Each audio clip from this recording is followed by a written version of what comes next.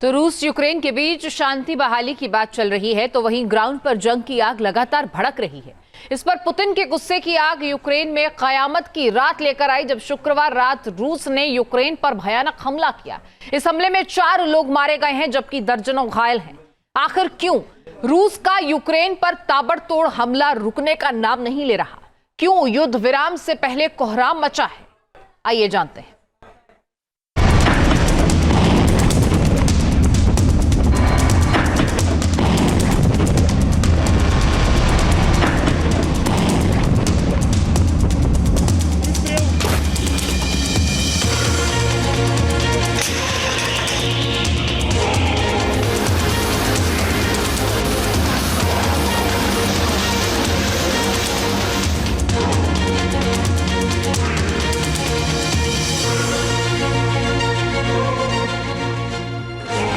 ये तबाही यूक्रेन को ले डूबेगी।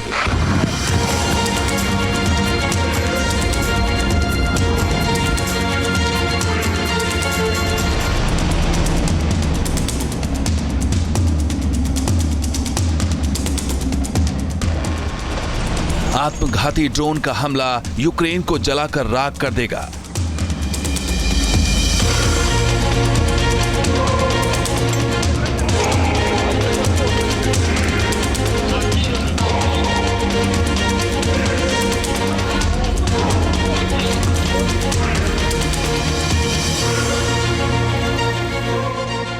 यह फाइनल युद्ध विराम से पहले युद्ध का भयंकर अंजाम है।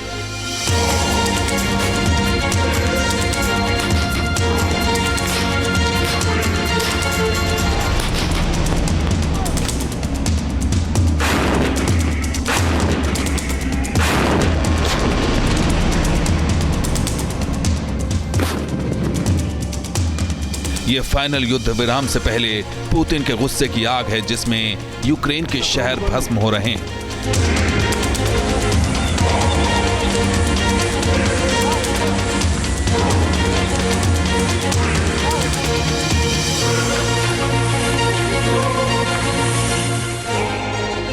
इस बार रूस ने पूर्वी यूक्रेन, खास तौर से नीप्रो शहर को टारगेट किया है। यहां रूसी शाही ड्रोन मौत का दूसरा नाम बन चुके हैं। रूस ने शुक्रवार रात नीप्रो शहर समेत कई शहरों पर ड्रोन के ताबड़तोड़ हमले किए। इन हमलों में दर्जनों लोग मारे गए, जबकि 30 से ज्यादा लोग घायल हुए हैं। द गार्जियन की रिपोर्ट के मुताबिक इस हमले में रिहायशी इलाके को टारगेट किया गया था। Боже, я такое видел только в фильме «Звездные войны». По-моему, Шера уже немая, она уже немая। जिसमें एक होटल, रेस्टोरेंट, कैंपस समेत कई इलाकों में भीषण आग लग गई थी। रात भर फायर ब्रिगेड के सायरन बजते रहे। रात भर रेस्क्यू ऑपरेशन का काम चलता रहा।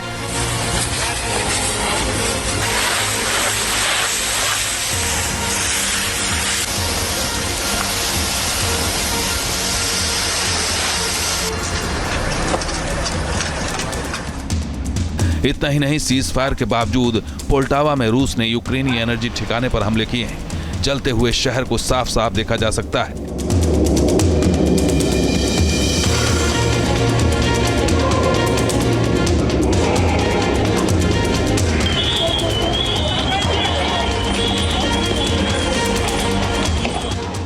रात के वक्त हर तरफ से आग की लपटें दिखाई दे रही हैं। हालात को देखते हुए यूक्रेन के ज्यादातर शहरों में एयर रेड अलर्ट जारी किया गया है।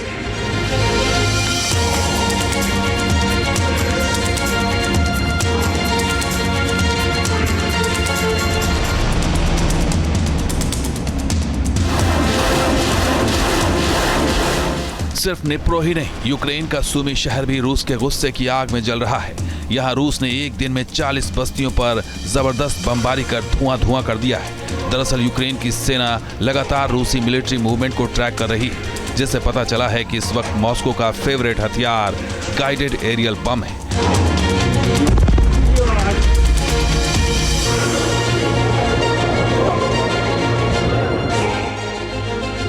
जिसके जरिए उसने सूमी शहर के आसपास की बस्तियों को टारगेट किया है।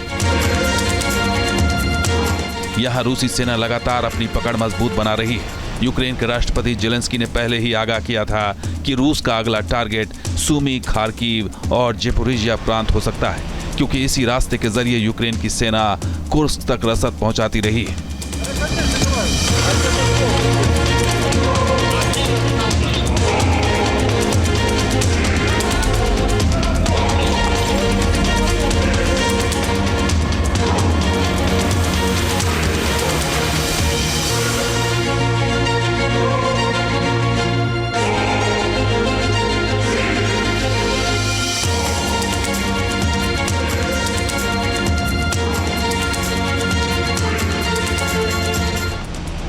जिस कुर्स्क पर कब्जा करने का ख्वाब यूक्रेन देख रहा था, उसे अब पुतिन की पलटन ने कब्रगाह बना दिया है। यूक्रेनी सेना और नाटो से मिले हथियारों की हालत कुछ ऐसी हो गई है। कादिरोव के लड़ाकों और रूसी मरीन के कमांडो के आगे जेलेंस्की की सेना बेबस नजर आ रही है। जब कुर्स्क में रूस ने फाइनल असॉल्ट किया तो यूक्रेन की पलटन भाग खड़ी हुई।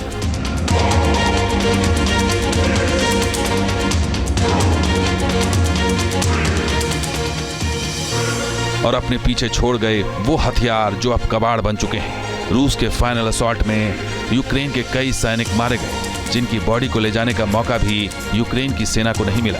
रूसी सैनिकों को मौके से यूक्रेनी सैनिकों के शत विशत शव मिले हैं।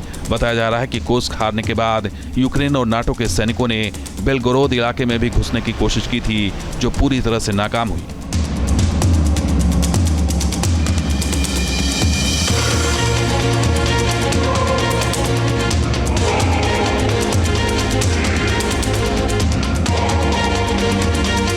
यूक्रेन ने रशिया के कुर्स्क क्षेत्र पर जो एक अपना होल्ड बना करके रखा हुआ था, एक पोजीशन ऑफ स्ट्रेंथ को उसने डेवलप किया था। जाहिर है कि वो अब खोती जा रही है और जाहिर है कि इसके पीछे जो वर्तमान समय में एक वार्ता की जो प्रक्रिया आरंभ हुई है और इस वार्ता की प्रक्रिया का क्या स्वरूप है वो अभी अनिश्चित है। एक अनिश्चितता की स्थिति व्याप्त है। तो इसका निसंदेह जो असर है वो यूक्रेन के द्वारा बनाई जाने वाली रणनीतियों पर पड़ा है। यूक्रेन के सैनिकों के मनोबल में भी इससे कमी आई है।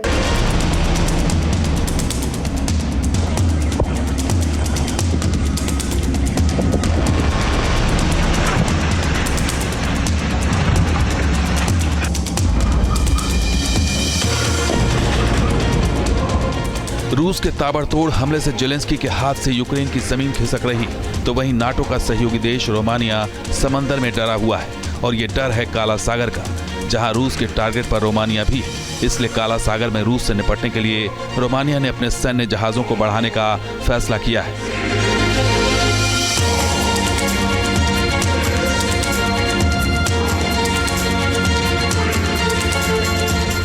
रोमानिया का ये कदम नाटो के ईस्टर्न फ्लैंक को मजबूत करने का हिस्सा माना जा रहा है। एक रिपोर्ट के मुताबिक रोमानिया ने फ्रेंच नेवल कंपनी के साथ 1.2 बिलियन यूरो की डील की है, जिसके तहत रूस का सामना करने के लिए रोमानिया को गोविंद क्लास के 4 युद्धपोत मिलेंगे। इसके अलावा 2 फ्रिगेट के आधुनिकीकरण का भी फैसला किया गया है।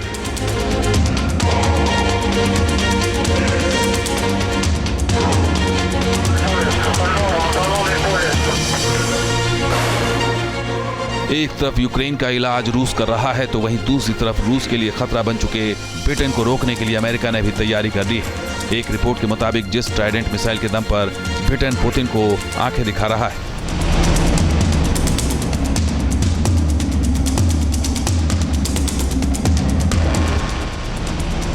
उनका स्विच अमेरिका कभी भी ऑफ कर सकता है। हाल ही में ब्रिटेन के प्रधानमंत्री कीर स्टारमर ब्रिटेन के न्यूक्लियर पावर से लैस सबमरीन में सवार होकर शक्ति प्रदर्शन कर चुके हैं, जो रूस के लिए एक घातक संकेत माना जा रहा था। इस तरह की 4 न्यूक्लियर सबमरीन इस वक्त ब्रिटेन के पास है, लेकिन उनका बटन अमेरिका के पास है। एक रिपोर्ट के मुताबिक ब्रिटेन जिस न्यूक्लियर सबमरीन की फ्लीट की ताकत पर इतना इतरा रहा है, वो पूरी तरह से अमेरिका पर निर्भर है, और अमेरिका कभी भी ब्रिटेन की इस न्यूक्लियर ताकत की हवा निकाल सकता है।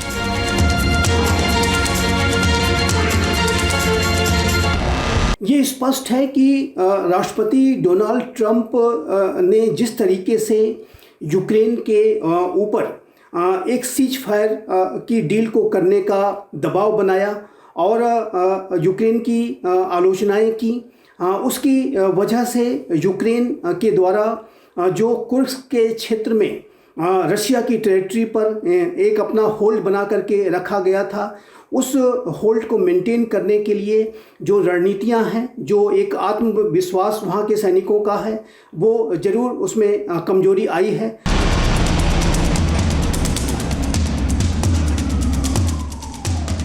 यानी यूक्रेन का मोर्चा हो या फिर काला सागर का, रूस की दहशत से नाटो देश खौफजदा है।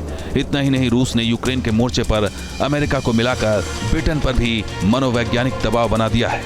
मौजूदा हालात में रूस हर मोर्चे पर 20 नजर आ रहा है। Team news nation. News nation अब व्हाट्सएप पर खबरों के ताजा अपडेट के लिए न्यूज नेशन के इस QR कोड को स्कैन करें।